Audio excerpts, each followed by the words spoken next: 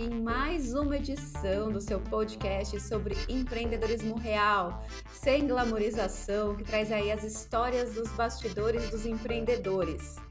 E a gente tem aqui hoje uma pessoa que está correndo nessa estrada do empreendedorismo, figurativamente e literalmente, há bastante tempo, não é, Sil? Exatamente.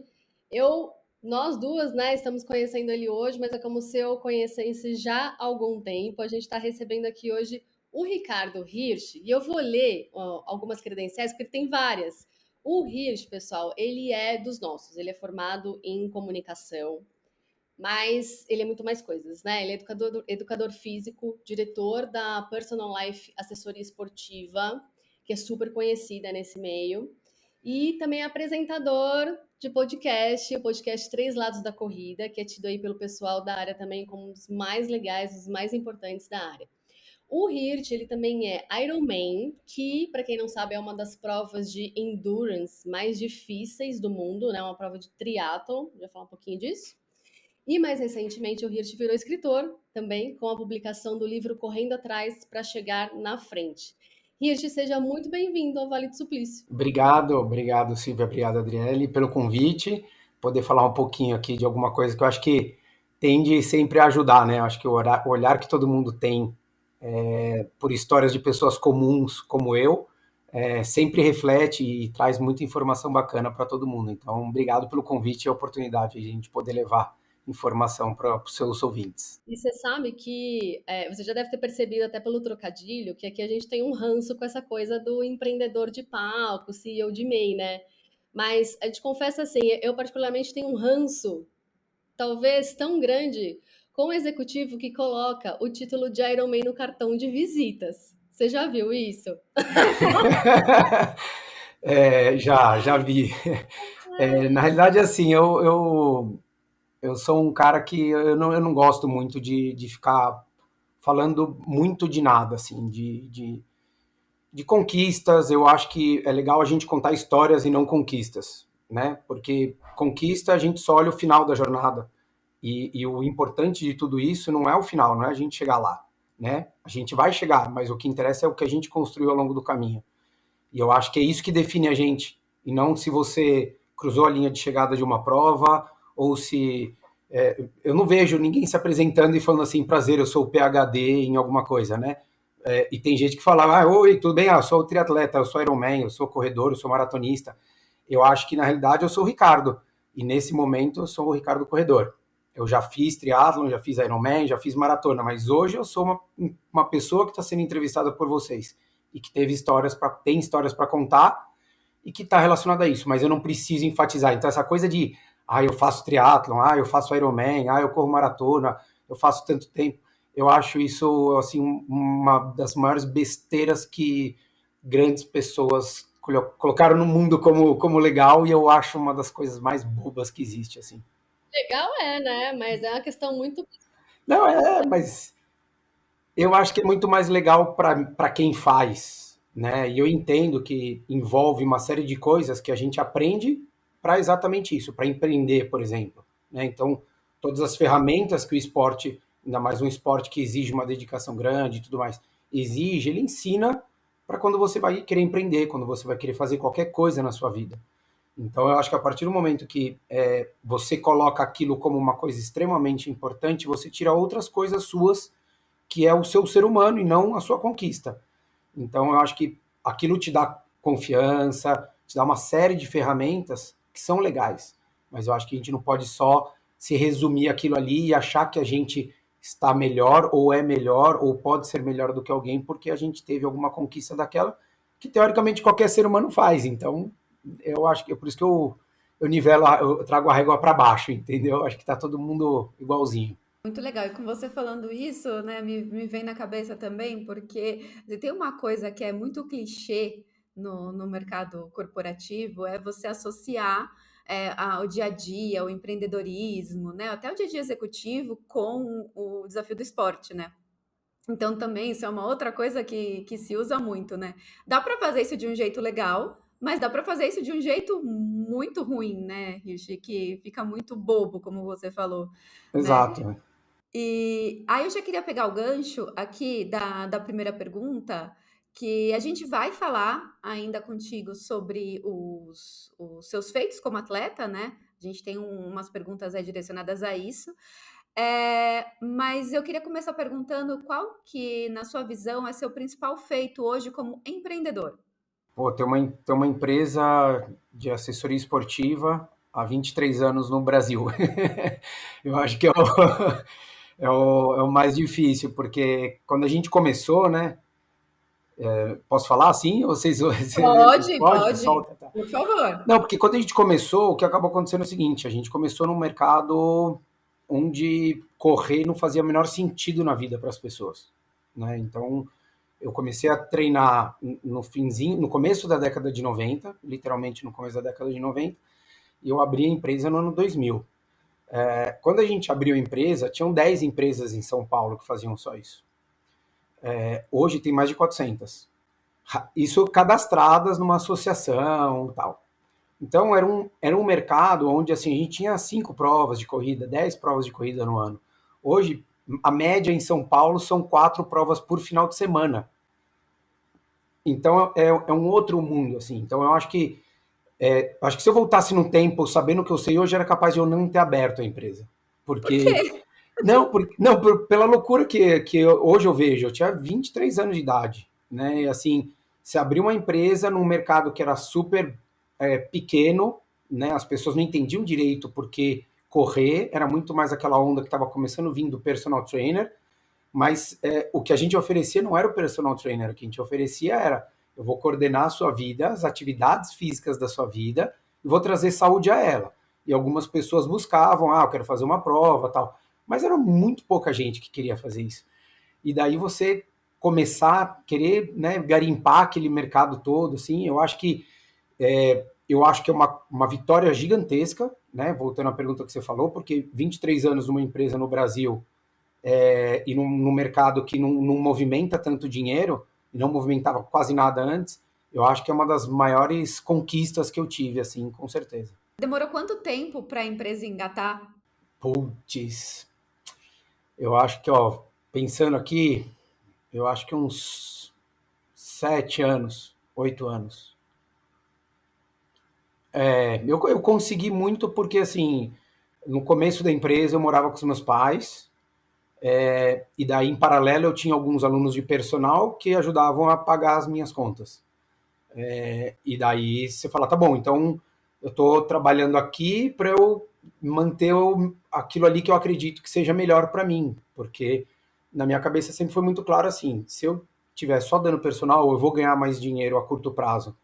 Só que primeiro que é uma questão física, porque ninguém vai começar antes das 5 horas da manhã, e eu não vou aguentar muito mais do que ficar até as 9, 10 da noite, mesmo que eu encha meu dia inteiro. Você fala, mas você vai ganhar bastante. Tá bom, mas é limitante isso. Eu não vou. E Não vai é depender. escalável, né? Exatamente, né? É zero escalonável e assim, vai depender 100% de mim. Eu falei, pô, se eu tenho um problema de saúde, se eu viajo, qualquer coisa que eu tivesse, eu não conseguiria continuar rendendo. Por quê? Porque eu não vou dar aula, eu não ganho, né? E daí na minha cabeça foi muito claro de falar, pô, eu vou abrir uma empresa onde eu consigo fazer isso e as pessoas não dependam de eu estar junto como um personal. Então eu vou orientá-las a fazer alguma atividade. E a atividade era o que eu sempre fiz, que era corrida e o triatlon.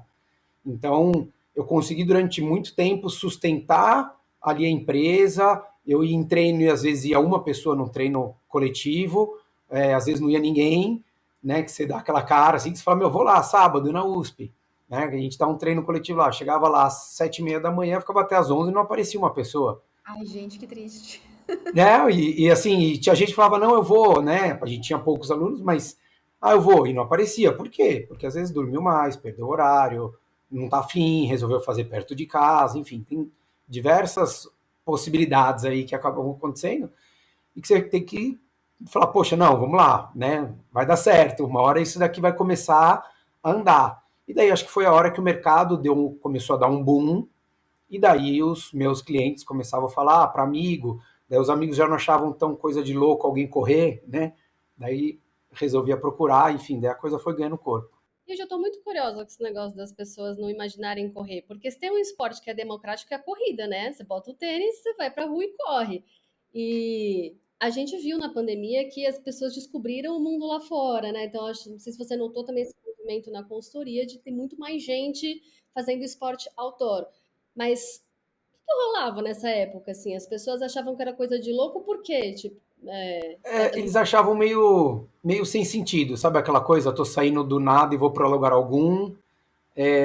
As pessoas mais novas, que eram os meus amigos, que eram um público teoricamente que eu poderia alcançar, eles ainda tinham uma turma do futebol, ainda tinha um amigo que jogava tênis. Só que a partir do momento que você começa a ficar um pouco mais velho, os velhos se machucam e não vão jogar futebol, né? Não consegue mais jogar sempre. Você já não tem mais o quórum. É difícil você casar a sua agenda de trabalho, família, com de outra pessoa que seja para você jogar um tênis, né? Não era um beach tênis. O beach tênis hoje ele é extremamente inclusivo, porque você acorda domingo às 8 da manhã, você pega a raquetinha e vai para um lugar jogar. E você é bem aceito, né? né? Ele é fácil de aprender, né? Exato. E no final do dia você ainda está tomando cerveja e fazendo amizade, né? Virou um grupo, uma maneira de fazer novas amizades, conhecer pessoas, fazer relacionamento e tudo mais.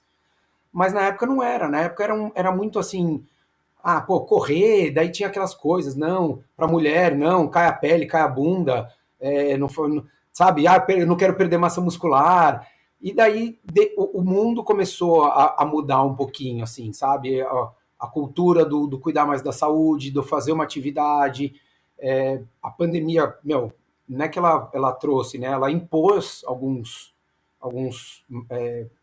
comportamentos para as pessoas de ter que se cuidar, né? Ou a pessoa que era levemente obesa, ela teve que aceitar que aquilo era um problema, né? Que aquilo ali era uma enfermidade. E daí ela falou assim, cara, eu não faço mais nada, eu tô o dia inteiro em casa comendo. E as pessoas saudáveis que ficaram em casa emagreceram, porque elas começaram a comer melhor, inclusive, do que quando elas comiam fora. Porque daí era comida que era temperada por elas, era cozinhada por elas, os cuidados elas já tinham, e as pessoas que não se cuidavam fez o caminho oposto, né? E daí é o que você falou, as pessoas descobriram o mundo externo. E daí a realidade do mundo hoje do meu mercado as pessoas entenderam que elas não precisam pegar mais o carro para ir para academia. Né? Vocês devem ter visto que circulou um monte de meme aí na WhatsApp, Instagram e por aí vai, de uma pessoa conversando com um macaco, e o macaco fala que o louco é o ser humano que pegava o carro para ir para uma academia para correr, ou para ir para um parque correr.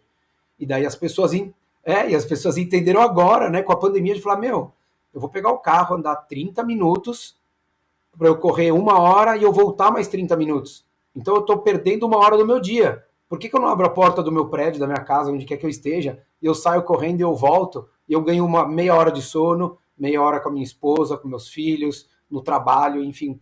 E as pessoas entenderam isso. Então acho que era muito falta de informação, e tinha uma coisa que as pessoas, desde sempre, elas sempre se vangloriaram pelas suas conquistas. Então, na hora que sentava numa rodinha de pessoas conversando, aquele cara que corria, ele queria mostrar que ele era bacana. Então, ele não falava simplesmente, eu corro. Ele falava, não, eu faço maratona. Não, eu corro 20 quilômetros. E daí, para quem não estava acostumado com esses números, olhava e falava, nossa, isso não é para mim. Isso é coisa de louco. Né? Então, assim, teve vários amigos meus que falavam assim, não, para eu começar a treinar com você, eu preciso treinar antes. Eu falo, não, é o contrário. Você precisa aprender.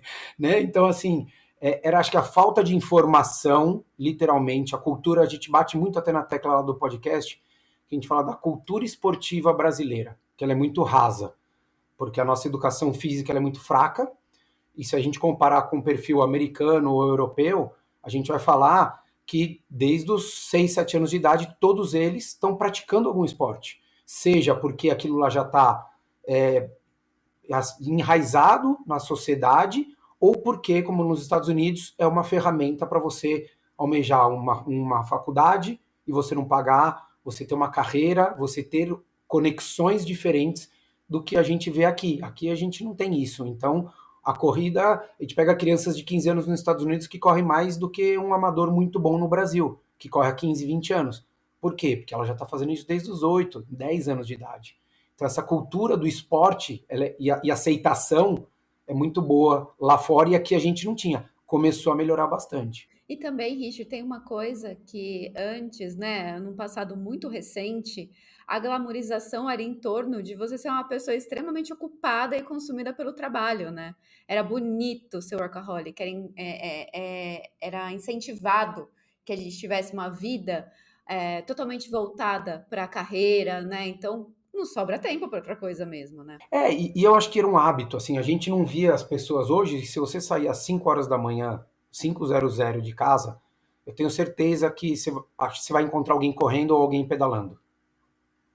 Né? Antes era inadmissível a pessoa tirar 1 hora do sono dela, 1 hora e meia do sono dela, para colocar qualidade de vida. Né? Óbvio que você tem que ter um equilíbrio.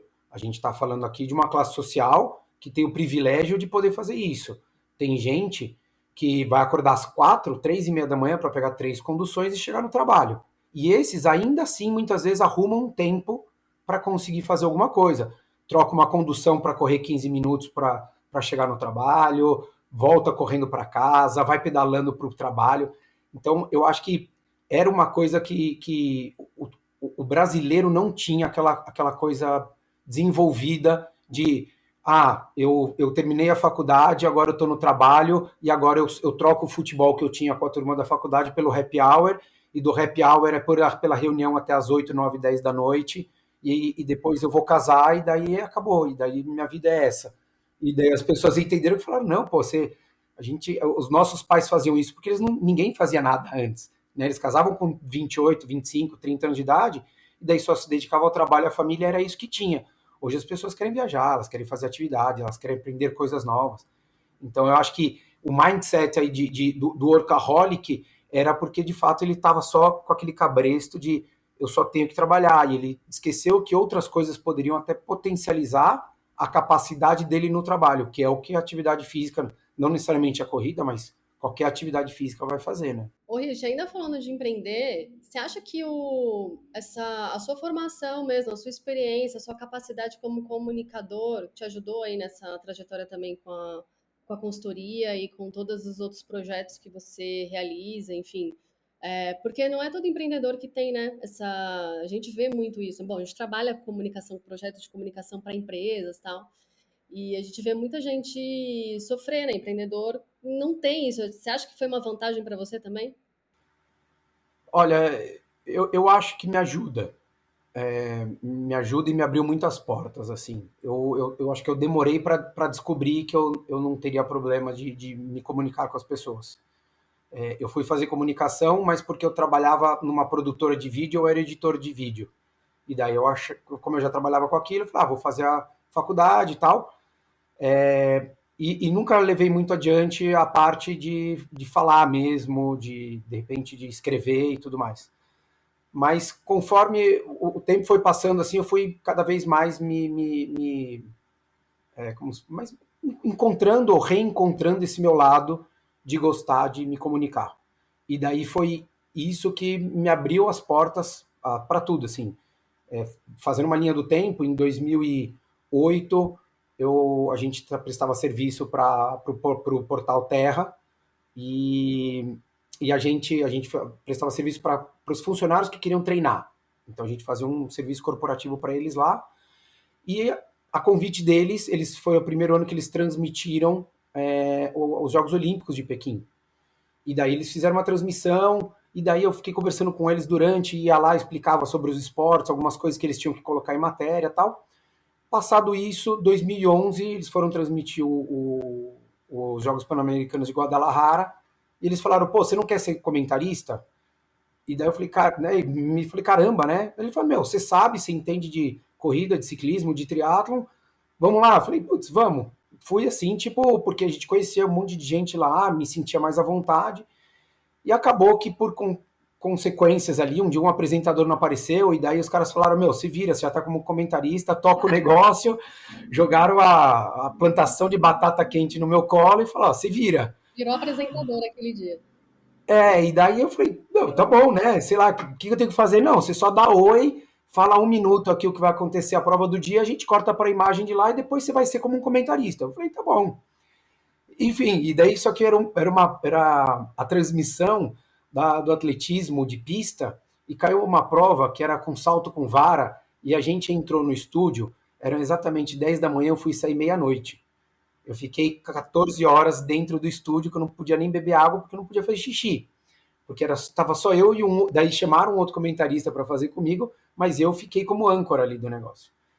E, Meu Deus do exato, céu, e que acho que são situação, coisas né? assim que é legal para quem está ouvindo aqui, que olha como empreendedor, que muitas vezes a gente planeja alguma coisa e a gente tem o domínio e a coisa vira a gente de ponta cabeça, dá 3 tapas na nossa cara, pisa na nossa cabeça e fala, se vira, levanta do jeito que você pode e se sacode. E foi o que aconteceu, né? E daí, passado isso, eu falei, cara, eu gostei desse negócio, eu me senti bem, não tive problema, fiz muita amizade com muito atleta, isso gerou um network para mim gigantesco, assim, mas de verdadeiro, porque daí eu queria dar espaço para esses todos os atletas, de todas as modalidades, até que em 2012 teve os Jogos Olímpicos de Londres, e daí o Terra me chamou novamente, e daí foi um negócio astronômico a estrutura que eles fizeram, que eles transmitiam todas as modalidades ao vivo, então foi um negócio absurdo, assim, eram mais de 30 transmissões ao vivo simultânea, e em paralelo nasceu a Rádio Bradesco Esportes FM, que era uma rádio que era só voltada para o esporte. E na hora que nasceu, eles me chamaram para ser comentarista durante as Olimpíadas também, então eu saía do Terra e ia para lá. E, meu, na hora que eu cheguei no rádio, eu falei, cara, eu quero estar aqui, meu. Isso daqui é demais, assim, né? É que nem o podcast, você é dono do microfone, né? Meu, foi que acabou a Olimpíada, eles falaram, você não quer ter um programa aqui? Diário? Daí eu falei, não, beleza, vamos, né? Eu falei, cara, vamos. Daí a gente desenhou. Então, assim, a comunicação me trouxe a isso. Eu tive 1 ano e meio de programa diário lá na rádio, de segunda a sexta, 1 hora de programa, eu conduzindo, eu operando mesa, eu colocando trilha, vinheta, fazendo tudo. E daí, quando acabou o programa, eu fiquei órfão, assim. Eu falei, cara, mas aquilo era tão legal, né? Eu quero continuar com aquilo lá. Daí, passou um tempinho, eu falei, cara, eu acho que eu vou fazer até incentivo de um amigo meu que também tem um podcast. Eu levei ele na rádio para falar de esporte. Ele montou o podcast depois e ele falou, cara, você precisa montar. Você precisa montar um podcast porque aquilo era muito legal. Você tem uma veia legal de comunicação, vai para cima. Daí foi quando eu decidi montar o podcast. Então você vê um negócio que era meu, que eu nem sabia que existia, que era o falar, ou estar ali com o público, veio, me abriu possibilidades de estar num portal Terra, transmitindo Jogos Olímpicos, me permitiu ter um programa durante 1 ano e meio num grupo Bandeirantes, ter contato com os principais atletas olímpicos do Brasil, que foi o que eu tive ao longo de 1 ano e meio, e trouxe para o podcast. Então, assim, foram histórias. A comunicação me trouxe histórias, me trouxe aprendizados incríveis, assim. Então, foi um negócio que eu não pensei, mas foi acontecendo naturalmente, assim. Bem legal. Ó, vamos mudar um pouquinho de assunto aqui. Bora. Assim, mudando, mas não tanto, né? Ainda falando do seu trabalho mesmo com a consultoria, né? Eu tenho a oportunidade de acompanhar um pouco os bastidores aí do seu trabalho, né? E eu noto, assim, né, que você tem um cuidado diferente, assim, com as pessoas, né? O Luiz fala, não, eu tenho que mandar áudio todo dia pro Rias, que eu corro, que eu faço treino pra falar como eu me senti. Eu falei, mas como assim? Esse cara vê. Quantos alunos ele tem? Ele vê e responde? Não, ele responde sempre. Eu falei, tá. Eu acho muito legal, porque eu também assisti outras coisas suas e tal. Como você tem um cuidado de. Não é só essa coisa do esporte, do consultor do esporte, que faz uma planilha única para todo mundo, né? Que você fala disso também e tal. Enfim, não é nem só isso, de você ter um plano de treino para cada pessoa. Mas é uma coisa que eu percebo de você ter um olhar para cada indivíduo que é muito atento, com um compromisso muito grande com aquela pessoa, sabe? Cara, como é que você faz, assim, como que você define, na real, o que você faz com a Personal Life? Uma coisa é falar que é assessoria esportiva, né? A categoria aí do que você faz. Mas como você define nessa abordagem mais ampla mesmo, de até onde você chega trabalhando com o seu aluno?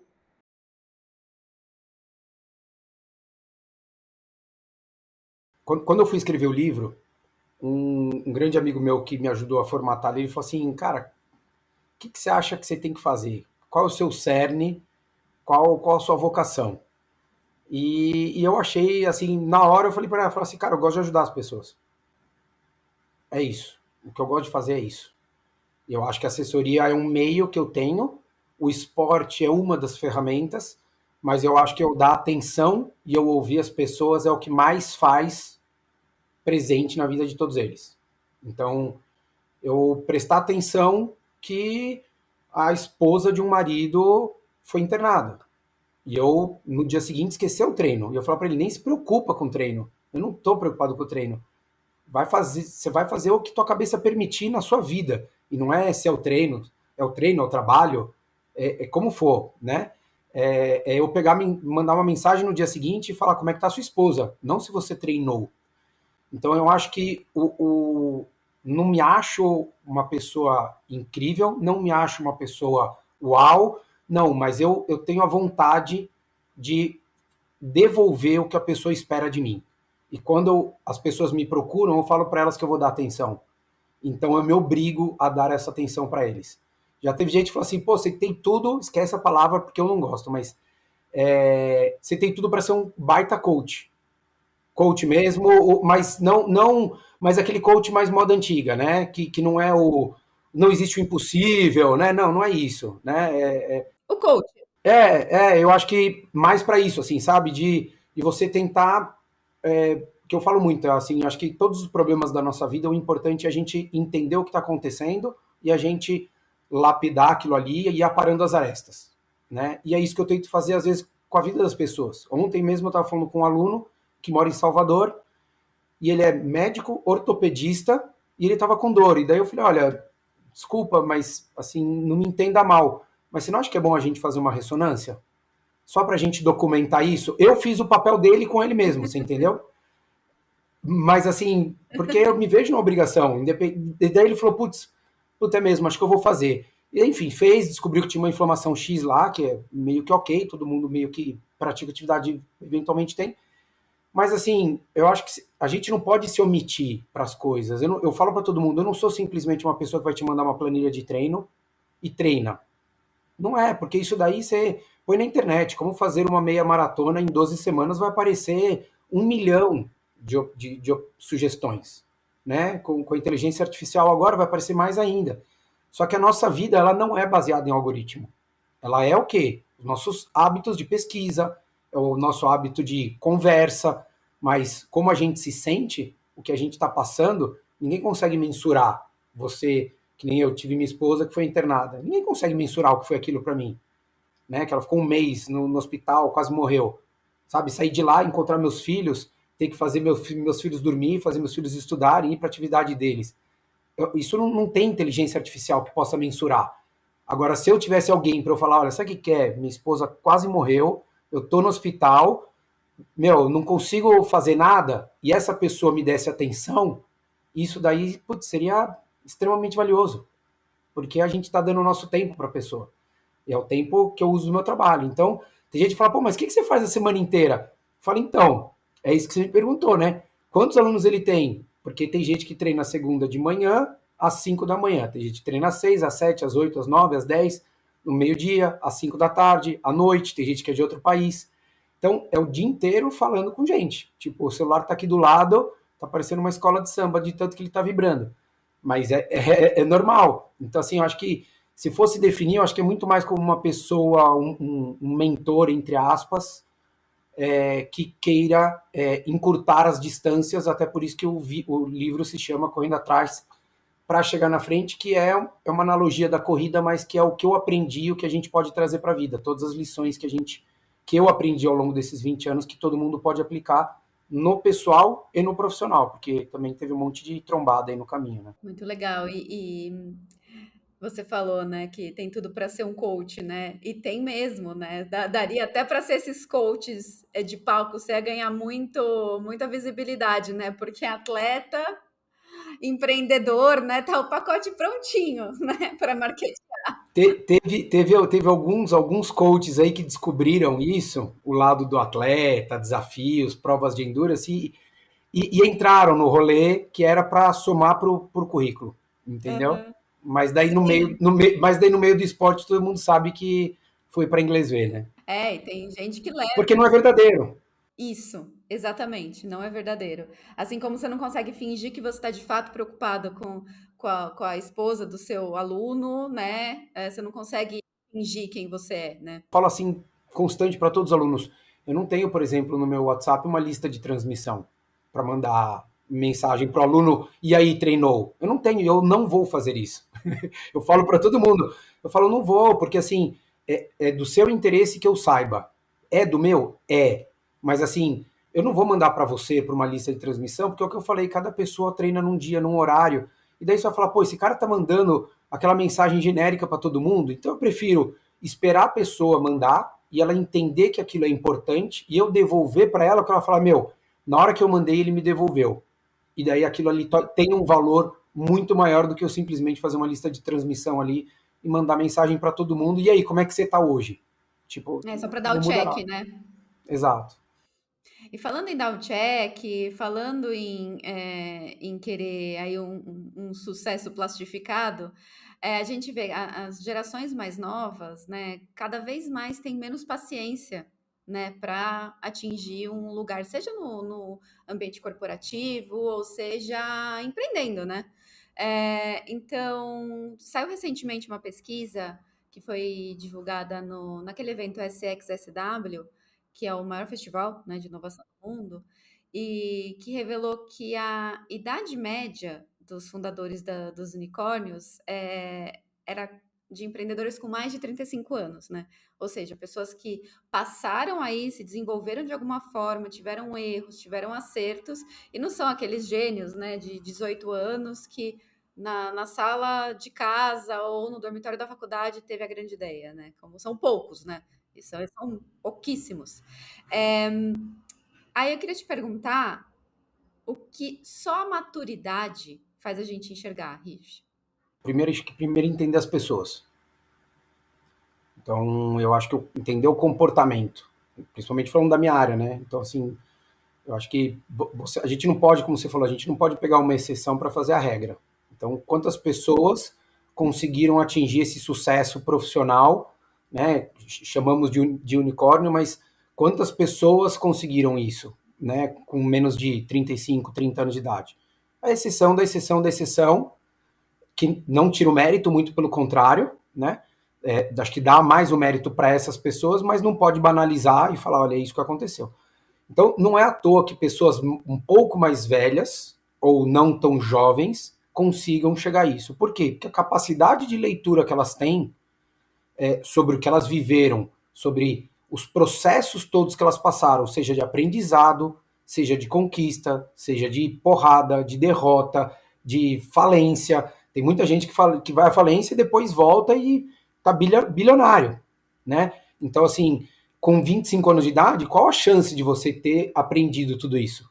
É muito pequena. E não é porque eles não têm capacidade, é porque é pouco tempo que ele está maturando, né? Porque poucos anos antes ele estava na faculdade, na cervejada, nas baladas e fazendo a vida do universitário, né? Seja aqui ou seja em qualquer outro lugar do mundo. Na hora que sai para o mundo do trabalho, é muito difícil essa pessoa ter uma leitura do mercado dela, que ela vai querer atuar, ter uma visão extremamente bem apurada, e se tiver pessoas, do público consumidor, né? Ou público cliente, ou consumidor, quem quer que seja, né?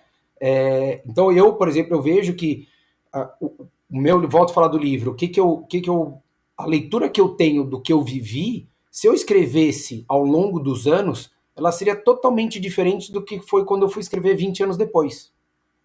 Porque, de fato, eu olhava o que aconteceu comigo em 98, que foi quando eu comecei o primeiro capítulo do livro, é a minha interpretação do Ricardo hoje. Eu lembro de muita coisa, tenho uma memória extremamente boa, mas a interpretação dos aprendizados, eu lembro o que aconteceu, falo o que aconteceu e às vezes até aponto o erro. Fiz isso e hoje eu vejo que não foi uma coisa legal ter feito. Por quê? Porque eu tô 20 anos, 25 anos mais velho. Então não tem como a gente eu acho que essa maturidade ela é fundamental para a gente ter um sucesso. E o sucesso muitas vezes não está no unicórnio, né? No unicórnio que o mundo prega, né?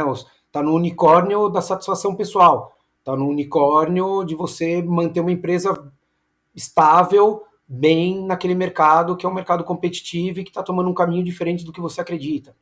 Então, acho que o sucesso, acho que é esse, é você ter o máximo de maturidade suficiente para você entender ali o que você precisa e o que você não precisa ou não pode fazer. Total. E estranho seria se passassem 25 anos e você mantivesse a mesma visão de antes, né? Falar, poxa, esse aí perdeu a lição. Minha esposa fala que eu continuo na quinta série, mas daí é por um outro motivo, entendeu? Nós temos um pezinho na quinta série. Quem fala que não tem, tá mentindo. Tá mentindo, óbvio, tem que ter, a vida tem que ser mais leve, né? Ô, Hirsch, mas tem uma coisa no esporte que, assim, não tem como a gente contornar. Se chama biologia, né? A gente envelhece. E no esporte, assim, você tem um desgaste, você tem em vários esportes uma queda de rendimento mesmo, em geral. Mas uma coisa que eu acho linda dos esportes do endurance, me corrija se eu estiver errada, é que tem muita gente mais velha fazendo. Eu subo montanha, que é outra história, né? Mas se tem essas expedições aí de 6, 7, 8 dias, não vejo ninguém com menos de 30 anos fazendo. Primeiro porque é caro pra cacete, tipo, você tem que dar uma certa independência financeira. Mas acho que tem a ver com isso também, do Endurance ele requerer coisas que não são só do físico, né? Essa coisa do envelhecimento, tudo bem, isso é fato, né? Tem a biologia ali trabalhando contra você, se você é um atleta. Mas a maturidade também trabalha a favor em determinados momentos. Você consegue melhorar. Você teve marcas que você conseguiu melhorar só depois de mais velho, enfim, de sempre. Muito, muito. Absurdo, assim. Isso é muito legal. A maturidade, eu acho que assim, que nem você falou da montanha, né? Se você já deve ter visto ou já ouviu alguém comentando com você. Se você colocar uma pessoa ali de 25 anos, 22 anos para fazer uma montanha, grande chance dela não chegar na metade do caminho. E não é por condição física, é porque ela não tem maturidade para entender que aquilo ali é uma jornada muito mais longa. Então, aquele ímpeto que a gente tem, né, 23 anos de idade, não, vou fazer, vou acontecer, vou, que nem eu, vou fazer uma empresa, né? Assim, por isso que eu falo, se eu voltasse hoje no tempo, eu não sei se eu faria. Por quê? Porque com 23 anos de idade a gente fala, vou fazer, vamos aí, tem que subir até aquele morro ali, aquele pico, eu vou até ali. E você não vai entender que você tem que conquistar aquilo e ter uma maneira de você fazer. A corrida é exatamente isso. Falo para todo mundo, correr é natural do ser humano, mas a gente tem que saber que é sair de um ponto para chegar no outro, ou sair do nada para ter lugar algum, mas você tem maneiras de fazer isso. E quando a gente é novo, a gente acha que só tem uma única maneira, o mais rápido possível. Então, a maturidade da idade faz com que a gente consiga fazer as coisas por mais tempo, seja a escalada, seja o beach tênis, seja a corrida, seja o ciclismo, seja a natação. Por quê? Porque a gente vai entendendo e aceitando essas pessoas também as limitações que o processo de envelhecimento nos traz. Então, não adianta eu querer ter o comportamento que eu tinha quando eu fiz a minha primeira maratona, há 25 anos atrás. Imagina, eu tinha 22 anos. Imagina Uhum. eu querer, com 46, ter o mesmo comportamento que eu tinha quando eu tinha 22. Meu corpo ele não vai aguentar 2 semanas. Né? Primeiro que dormia menos, saía, bebia, treinava. Hoje, se eu tomo um dia que eu tomo 3 taças de vinho, eu vou ficar 3, 4 dias estragado. Uhum. E não é que eu não bebo, mas eu tenho que entender que já meu corpo ele já não é mais o mesmo, ele já não responde mais da mesma forma. E isso é para fatores externos, como para fatores internos, que são os fisiológicos que a gente tem. Então, a, a parte do amadurecimento no esporte é fundamental e a parte do aceitar o envelhecimento faz parte dessa maturação, dessa maturidade. Se a gente não aceita isso aí, é o bom e velho, não aprende no amor, aprende na dor. Acho que um ponto legal da gente falar também, Hirsch, é que o esporte a gente sabe que é uma ferramenta importante para a saúde mental, né? Mas tem uma coisa que eu vi você falar outro dia que, assim, acho que você falou especificamente em relação à corrida, mas talvez a gente possa ampliar para outros esportes. Que é que a corrida ela pode ajudar você a administrar a sua ansiedade, mas ela também pode causar. E é assim, se a gente, como humanos, a gente tende a aprender para um lado ou para o outro, sempre, o que que faz a gente para um lado bom e não para o lado ruim, sabe? Que faz você ir para um lado, não ir para um lado e ir para o outro, sabe? Eu acho que eu gosto muito dessa parte do comportamento, né, do ser humano. Eu acho que faz parte do desenvolvimento de qualquer pessoa para tudo. Então, e eu falo para todo mundo que começa a treinar comigo, você vai correr, o melhor corredor não é o que corre mais rápido ou o que corre muito. É o que se conhece melhor.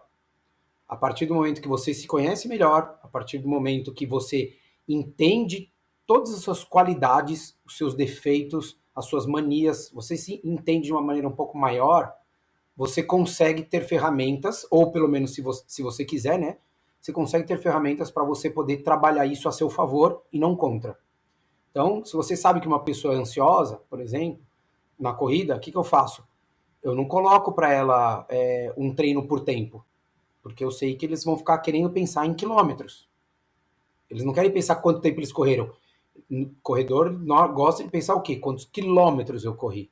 Você nunca vai ver alguém falando assim, nossa, hoje eu corri 1h22. Não, essa pessoa vai falar, eu corri 18 quilômetros. E o pace, né?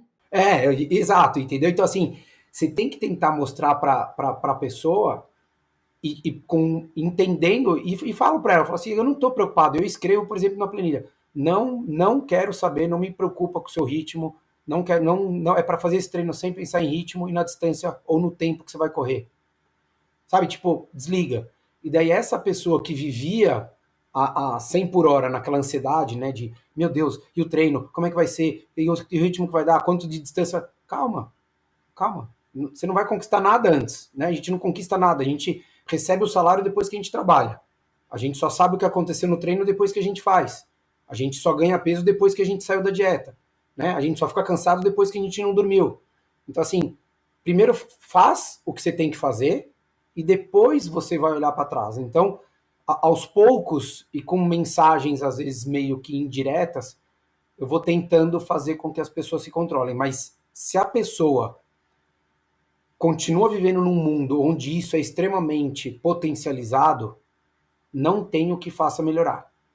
Então, lá na Personal Life, a gente é muito contra isso, assim. A gente é muito o que eu falo, que é o correr pelo prazer de correr. Isso não quer dizer que a gente não queira correr bem, que a gente não queira correr rápido, que a gente não queira fazer uma prova, mas é correr pelo prazer. Se você tira isso e você começa a viver num ambiente extremamente competitivo, né, extremamente, porque eu fiz meu treino para tal ritmo, para tal pace, eu fiz tal. Cara, você não tá mais com uma pessoa legal, aquele que tá treinando do seu lado. Aquilo ali vai virar uma competição. E daí quando você sai de um lugar que era para ser legal e você volta para o lugar que é competitivo, que é o ramo de trabalho, que é na hora que você tá tendo que pagar a conta, você fala, cara, eu tô surtando, porque eu tô competindo lá do outro lado, onde minha cabeça tem que esfriar, eu tenho que relaxar, e lá tá tão ruim, ou às vezes até pior, porque envolve o prazer, não só o salário. E daí você fala, cara, então ele tirou o prazer e ainda tá me colocando para baixo. E daí eu venho aqui no meu trabalho e tá sendo ruim também. Você fala, cara, não tá legal. Então eu acho que se as pessoas não enxergam isso e elas começam a se balizar muito em número, em performance, na hora que é o prazer, é um prazo de validade, eu acho que para a coisa não ter uma vida muito longa, entendeu? Perfeito. Rich, mas você já comentou aqui, né? Em 2021 você lançou um livro que é o Correndo Atrás para Chegar na Frente, e tem um trecho lá, eu vou abrir aqui as aspas e vou colar, que é evoluímos por meio de todas as experiências que vivemos, desde tropeços, decepções, derrotas e também com as conquistas e vitórias. A gente falou aqui bastante de conquistas, de vitórias. Eu queria que você pegasse um ou dois principais tropeços, aqueles problemas que você teve que lidar, que transformaram em quem você é hoje, né? Que resultaram em você, na sua empresa e nas suas conquistas de hoje. Queremos cenas, queremos histórias, queremos cenas. Boa. Olha, o meu livro, na realidade, eu acho que ele é baseado mais em fracasso do que sucesso. Porque eu demorei 20 anos para melhorar meu tempo da minha maratona. Eu fiz a minha primeira em 98, e eu fui melhorar meu tempo só em 2018, 20 anos depois. Você fazia maratona e você ficava dentro do mesmo tempo, Eu só piorava, só piorava meu tempo. Eu fiz o melhor tempo era 2 horas e 56, foi o primeiro que eu fiz, e daí eu fiquei 20 anos, que eu fiz algumas maratonas, daí fiz triatlon, fiz outras provas de triatlon, fiz provas menores de corrida, mas todas as maratonas que eu fiz ao longo desse caminho, que não foram tantas, mas eu fiz algumas, todas eu não melhorei meu tempo. Todas eu fui pior. Que ódio, né? É difícil. Eu sentiria muito ódio. Então, mas olha que legal. Isso daí é uma coisa, todas essas derrotas me dão um respaldo, uma força de interpretação de dificuldade de todos os meus alunos hoje, que eu tenho certeza que poucos treinadores têm.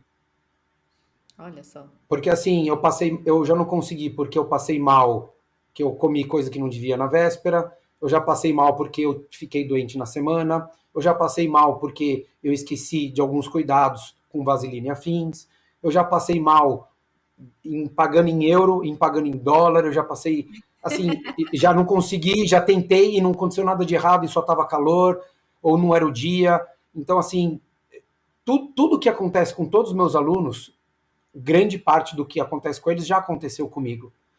E o que não aconteceu comigo aconteceu com outros alunos, que daí aquela pessoa inteligente aprende com o erro dos outros, né? E graças a Deus eu não sou tão burro assim. Eu falei, vamos sofrer um pouquinho menos agora e vamos aprender com os outros. Mas, então eu acho que assim, todas as porradas que eu aprendi em prova, que eu me dediquei, de fato me ensinaram muito, principalmente com relação à vida para o esporte, tá?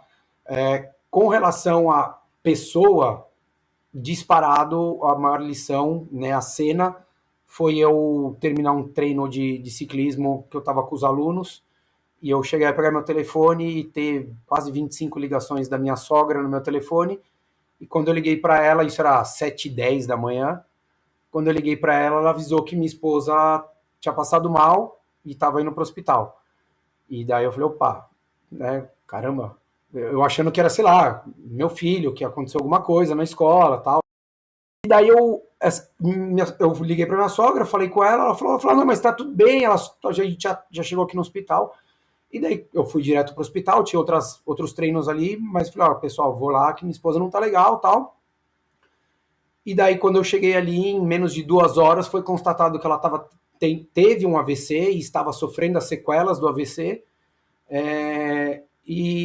Da hora do telefonema até a hora que ela chegou na UTI, não deu 3 horas. E eu, tipo, com roupa de ciclismo no hospital, assim, sabe? Tipo, vou lá, ela vai tomar um soro, deve ser virose, né? Qualquer coisinha e tal. E naquele momento ali, o médico veio, explicou para mim que ela tinha tido um AVC e tal, que 72 horas que não tinha o que ser feito, porque ela tinha um problema ali que não dava para fazer nada. Era só esperar e rezar, não tinha o que fazer. Meu Deus do céu. Então, assim, E o que ela teve? ela teve chama síndrome de Wallenberg. É uma dissecção da vertebral, da artéria vertebral, e daí deu um trombo e assim falhou. Daí ela parou de circular ali, então ela afetou o bulbo e o cerebelo. Então ela começou a ter muita dor de cabeça, e daí quando ela foi deixar meu filho na escola, ela passou mal, caiu no chão, tal, enfim, passou mal. Daí levaram ela para o hospital, e daí no hospital ela começou a ficar com estagma, né? Ela não conseguia, o olho dela ficava, qualquer movimento assim, se ela virava literalmente meio grau para o lado, assim, a cabeça, parecia que o mundo ia cair. Ela começou a perder um pouco a capacidade de fala e a capacidade de deglutição, então ela não engolia nem saliva. E ficou assim, ficou uma semana na UTI, sem saber, dormindo sentada, monitorada, e eu ali na UTI com ela, e tendo que tocar 3 filhos em casa, com vida rolando. Isso era em outubro, final de ano, criando os mais velhos já com prova de fim de ano, fazendo inglês, judô e não sei o que lá, e a vida tinha que continuar. Então, óbvio, você aciona um aqui, minha mãe ajudou, irmão, tal, todo mundo me ajudando, mas é aquele momento que você fala, cara, eu tenho que, calma, o problema tá aqui, né? Não adianta eu surtar. Então, quando o médico me falou, foi engraçado, porque eu acho que tanta porrada que eu tomei no esporte, assim, que óbvio que não se compara a isso, mas de você ter que assimilar a uma notícia ruim, uma decepção, uma tristeza, e você ter que pensar, racionalizar aquilo ali para você ter uma atitude. Quando ele chegou, ele falou: olha, tua esposa teve um AVC e ela vai subir para UTI. Daí eu falei: tá bom. Daí ele falou: você entendeu o que eu falei? Eu falei: entendi. Você quer que eu chute cadeira, saia gritando, fique chorando por quê, por quê, por quê? Não. O que vai acontecer agora? Daí ele me olhou assim e falou: não, vai para lá, vai ficar em observação, o quadro é esse, esse, esse. E daí eu tive que já, naquele momento, eu já tive que continuar indo, sendo muito positivo, sendo muito perseverante, porque minha sogra estava no andar de cima, esperando a gente voltar para o pronto atendimento. E daí eu tive que falar para ela: olha, me encontra no andar tal, e chegar lá eu ter que explicar para a mãe da minha esposa que ela estava ali. E óbvio, eu filtrei informação, porque não ia mudar nada eu falar para ela que não tinha o que fazer. Né? Tá no UTI, tá no UTI.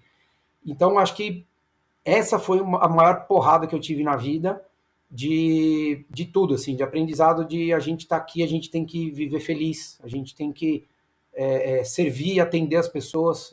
Eu pegar e mandar uma mensagem para um aluno ou para uma aluna que está passando por um momento difícil, não vai mudar o meu dia e vai mudar o dia dessa pessoa, né? Então, assim, só veio reforçar algumas coisas que a gente ouve a vida toda, né? Calma, é só o problema, isso daqui se tem solução, tá tranquilo, né? Mas daí na hora que você sente aquilo na pele, de fato, você fala: caramba, né? Eu sou uma pessoa que eu não esqueço as coisas, então constantemente eu até lembro a minha esposa, eu falo para ela: oh, relaxa, se o problema é pagar a conta, tá tudo ótimo, né? Se não tem dinheiro, a gente dá um jeito, vende carro, vende filho, sei lá o que a gente vai fazer, entendeu? Nossa, eu te agradeço muito por você contar essa história da sua esposa, porque geralmente as pessoas não gostam de falar de doença, de sofrimento, né? Isso que é a vida real, né? Então a gente Pô, passa por coisas muito difíceis, por morte, por doenças graves, por sustos assim. Você fala: meu Deus. Então tem gente que não gosta de falar muito sobre isso, tem gente que gosta também de se vitimizar, de acha que isso acontece com.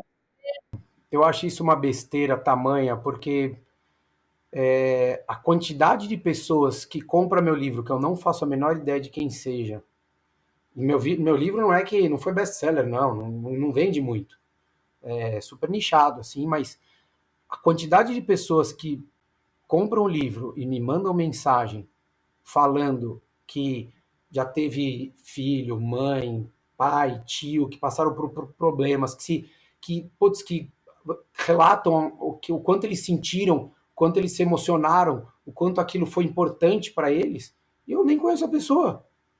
Então, assim, passou, gente. Assim, é ruim, mas assim, a vida segue e a gente tem que seguir como ela vai continuar. A gente não tem um controle pelas coisas, né? Minha esposa estava super bem, ela correu uma meia maratona no domingo e na terça-feira ela deu entrada no hospital. Jesus. Então, assim, exato. E o mais legal, assim, né? Mais legal não, mas algumas coisas legais que existiram nesse processo todo, além de todo o aprendizado meu, é que ela mostrou para muita gente próxima a importância dela se cuidar, porque ela é uma pessoa que come muito bem, nunca usou droga, bebe muito pouco socialmente, faz atividade física, sem exagero, e quando aconteceu isso, ela perdeu toda a capacidade de equilíbrio e a sensibilidade. Ela perdeu o equilíbrio do lado direito e a sensibilidade do lado esquerdo. Então, no primeiro dia que ela foi fazer fisioterapia, depois de 15, 20 dias no hospital, o fisioterapeuta carregou ela pelo colete assim, na hora que ele soltou o colete, ela desmoronou, que nem geleia, para não falar outra coisa. Por quê? Porque imagina que ela não sentia o lado esquerdo, então ela pisava com o pé, mas ela não sentia, e o lado direito ela não tinha equilíbrio. Então imagina que desequilibrou, daí o cérebro fala, vai para a esquerda, só que na hora que vai para a esquerda ela não sentia. Então literalmente ela caiu. Então ela teve que reaprender a andar, ela teve que reaprender a engolir, porque ela ficou quase 45 dias com sonda, porque ela não conseguia engolir saliva. E daí, em uma semana que ela começou a fazer fisioterapia, ela já estava fazendo agachamento por ordem do fisioterapeuta no Olha quarto. só, E caramba. todo dia passava médico e falava, meu, que loucura, isso não, a medicina não explica o que aconteceu com você, de você ter sobrevivido e você tá desse jeito. Não era nem para sobreviver, muito menos isso. E daí o médico dela sempre falava assim, cara, a única coisa que explica, além de, óbvio, Deus, sei lá, quem quer acredite pode dar o nome que for, mas não era a hora, e o fato dela sempre ser uma pessoa extremamente saudável e ativa com atividade física. Então, mais do que o discurso que a gente ouve, o esporte salva vidas, taranana, no momento que mais agudo da minha vida, o esporte de fato se mostrou extremamente necessário para fazer a coisa mudar de figura e voltar ao plano normal. Hirsch, aqui no final, aproveitando que é sexta, aproveitando que sua sexta tá tranquila, a gente tem uma sessão bem rapidinha aqui. Faço uma pergunta, você responde a primeira coisa que vem na cabeça, tá bom? Vamos lá? Tá. Ó, pode editar, né? Então, depois, porque às Pode vezes pode vir editar. besteira. As besteiras a gente gosta de deixar. Então vamos lá. Maratona ou triatlon? Maratona. Prazer ou disciplina? Prazer. Eu não tolero. Preguiça. Uma marca pessoal que você quer atingir? 80 anos ativo no esporte. Olha que bela marca, gostei. Tem orgulho de ter entrevistado? Putz, grilo, esse é a lista, hein? Pode? Eu falo uns 20 rápidos, pode? Fala, rapidinho, vai. Fabiana Murer, Mauro Marri, César Cielo, Bruno Fratos, Bruno Soares, Flávio Sareta, Gustavo Kirten, Robert Scheid, Flávia Delaroli, Denise Angrando, Fernando Portugal. Cara, desculpa se esqueci um monte de gente aí. Diogo Silva. Esqueci um monte de gente, relaxa. Esqueci. Imagina, 360 quase episódios que eu gravei com pessoas, com atleta. Não, e parece aquela coisa, né, do rádio, né, coligação PMDB, PSB. É isso. Um desafio que exigiu tudo de você. O mês de novembro de 2017. Eu imaginei Com a mesmo. minha esposa no hospital. Agora, fala a verdade aqui pra gente, pros Valers. O que é mais difícil? Se preparar para o Ironman ou renovar o certificado digital? Certificado, certeza. Certeza absoluta, certeza. O resto você faz todo dia um pouquinho, você faz. Qualquer um faz.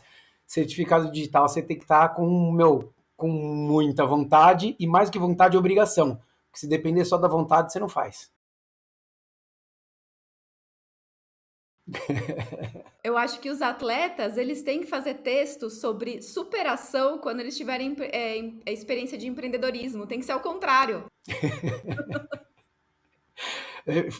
Muito, muito, porque você manter uma empresa e você fazer tudo o que tem que fazer e muda aqui, muda ali, isso pode, isso não pode mais, é difícil.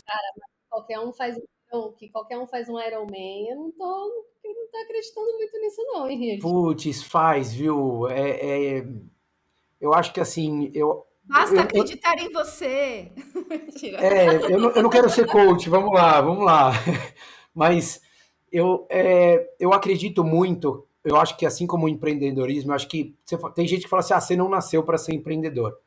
Eu acho que tem gente que nasceu com um dom de ser um bom empreendedor, e eu acho que tem gente que pode ser empreendedor. E tem gente que não quer. Tudo bem, né? Eu acho que qualquer desafio, seja um Ironman, seja subir o Aconcagua, que seja, não precisa ir além. Eu acho que a pessoa ela tem que se predispor e conceber aquilo de corpo e alma. Ela tem que assumir tudo que ela precisa fazer, ela precisa trazer para a vida dela, e por isso que eu falo, analisar de uma forma um pouco mais ampla, entender primeiro se aquilo cabe na vida dela e se ela de fato quer aquilo. Então, é muito legal falar, eu tenho uma empresa há 23 anos, mas eu quero ter uma empresa, senão eu podia fechar. Eu podia ser um autônomo. Minha profissão permite eu ser autônomo. Então, eu acho que você tem que, de fato, querer. E as pessoas, elas olham muito para essas conquistas porque elas miram aquelas pessoas que supervalorizam aquilo. Eu não acredito que não existe o impossível. Eu acho que existe muita coisa impossível. Muita coisa impossível. Essa frase de coach, o impossível não existe, é porque esse cara tá falando na frente do celular, do computador, e ele quer convencer algum tonto a pagar um curso dele.